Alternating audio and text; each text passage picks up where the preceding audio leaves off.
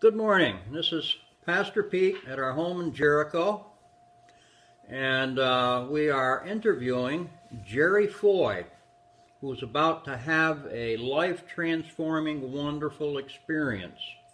But first, I'd like Jerry to tell you a little bit about the life that he's lived. Hi, my name is Jerry. I'm one of 16 children. I grew up in a pretty rough neighborhood. Ended up living on the other side of the fence rather than the Mr. Goody, the Goody Two Shoe, going to work every day. Instead, I was making a lot of bad choices in my life. I've been in prison many times for some very serious bad choices. While I was in prison, there was times that I would get together with the Lord, go to Bible studies, take my Bible back to the unit, read it,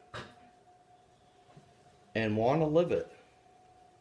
And that seemed to be where I would always find my Father. But when they would release me back into the community, I would just find myself once again putting them on the back burner and doing absolutely nothing about it. Well, I went to prison. I want to think in 2012, this last time. And while I was there, I don't know what happened. I had some type of experience with Jesus that overtook me. He overtook me.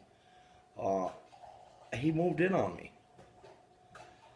Yeah, God actually moved in on me. Can you imagine that? So I'm having nights where I'm praying to God, I'm talking to God, we're having conversations like my wife and I would do back in the day. And I'm getting to know this guy, and I'm getting to understand him, and I'm loving him, I'm feeling him, and now I'm at the point where I can't let go. I just cannot let go of God. I mean, God fell, well, I guess you might want to say, I deeply fell in love with Jesus. Deeply. Today, He lives in my heart. He's with me. Everywhere I go and everything I do, God is there with me. And yes, I do have conversations with Him constantly. I try not to do anything without God's permission today. Now, I was in the medical hub, is what they call it in Springfield, because I was having some life-threatening things going on with me. And it turned out that I have several different types of cancer. And, I was going to the doctors from the prison, and they were telling me all this terrible, terrible things about I'm going to die, and it's not going to be long. And, well, I would take it back to the correctional facility that I was in, and I would just go to God with it. And God and I, we ended up having a relationship and discussions about my coming home to Jesus. And I continued to live every moment of my life realizing and thinking about what was really going to happen to Jerry where is Jerry going to go? Jerry's going to die and he's going to go and he's going to get buried in the ground? No, that's not what's going to happen to Jerry. I have 3 beautiful children. We have all sorts of little grandbabies. We love very ever much. And today, I want to say that my kids sometimes think that I'm a little cuckoo. Because, you know, I am just so happy to know that I am going to heaven. I'm going up to meet my real Father, my Father in heaven. And him and I are going to be able to hug and dance and pray and just be together with a real Father, the creator of me, the creator that put me where I am today. He's taken me home. It's the most beautiful feeling anybody could ever go through. If you only knew how some will sometimes sit back and say, oh my God, I'm going to die. I'm 92 years old. I don't know what I'm going to do. I got a little bit of money in the barn and I don't know what I'm going to do with it. No, I'm 59 years old. I don't have a barn, let alone the money in it. But I have God. I have Jesus. I have Jesus in me. And I'm going home. I'm going home to be with my Father. I am just so grateful and so joyful. I can't wait. Sometimes I ask him, yes, it's time. Come on, Dad, come and get me. Because I'm not dying. I'm not dying. I am going to be transformed from this earth to heaven immediately. Bang! I am going to be right there on the right hand of my Father. And we're going to talk and we're going to have a chat. And you know, I always fool around and I say, I can't wait to get there. I'm going to build my castle. Well, it's the truth. I can't wait to get there because I can't wait to get my castle built for my family when they come up and be a part of the real life, the life that is abundantly more than I could possibly think. I just know in my heart, God tells me so. He tells me that yes, you're coming home. You're not going nowhere. You're coming home to your Father. And you're going to be with me forever and ever and ever and ever.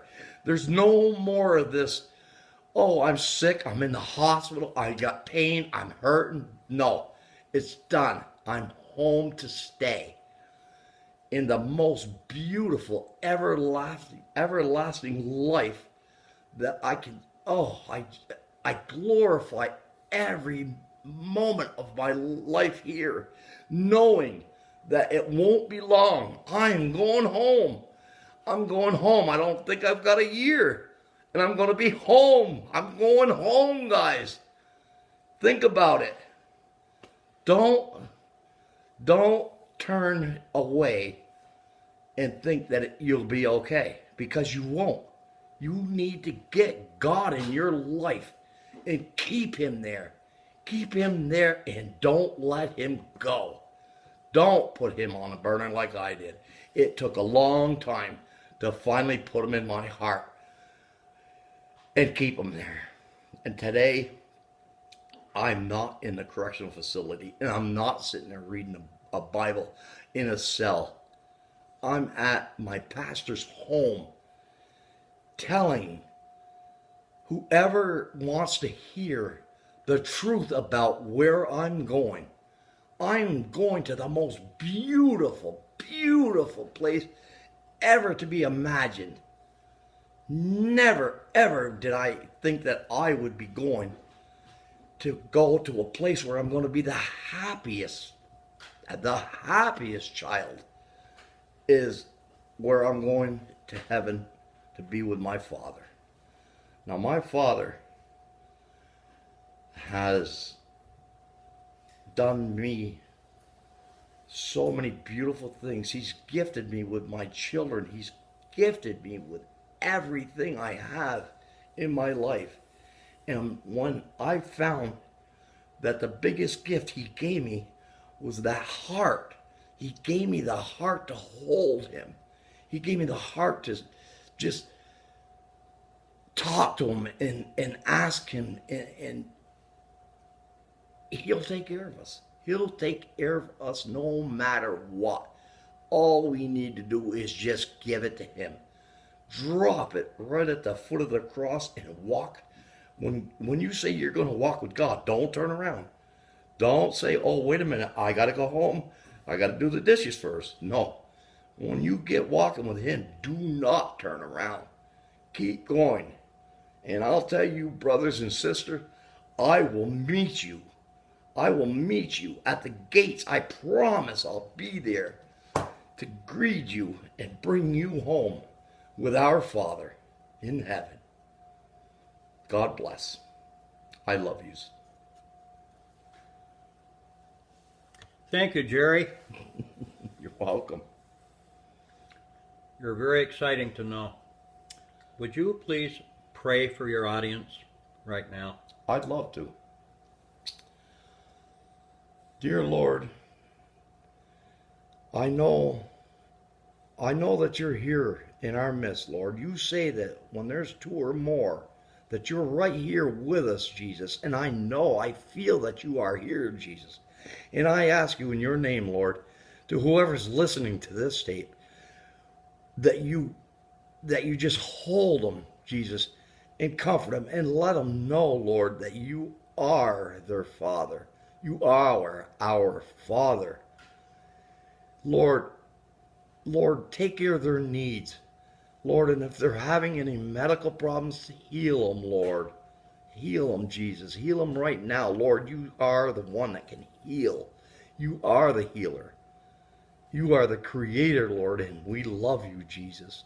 Jesus, I ask you in your name to please take care of each and every one of us and their families.